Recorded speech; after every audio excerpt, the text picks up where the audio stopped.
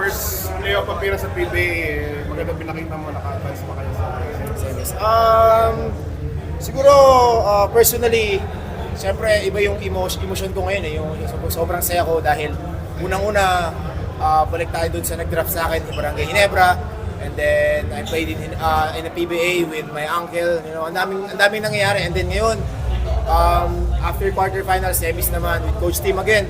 So, sobrang speechless lang ako eh. Pero ngayon, pinifeel ko lang yung moment na binibigay sa akin ng Lord, yung opportunity na to. So, I'm very happy and grateful sa yeah, new. Okay, yep. So, yeah.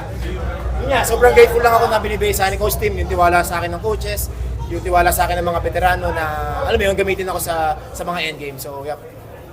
RJ, about yung fourth quarter mo na ang dami mong crucial na ginawa, yung 3-point play, 3-point shots. Talk about yung clutch performance mo. Siguro hindi lang siguro ako masyadong nag-isip kasi nakikita ko masyadong tight yung team eh.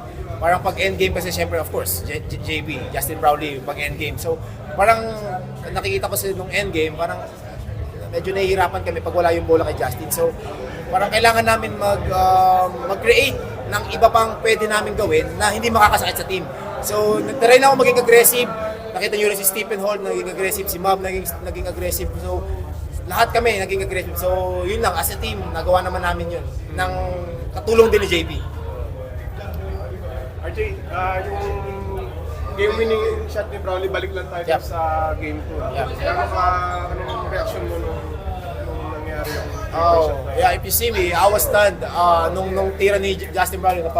Napawaw na lang ako kasi nung time ng 2016, way back 2016, Game 6 ata against Meralco din. Nanonood na ako nun kasi high school ako nun eh.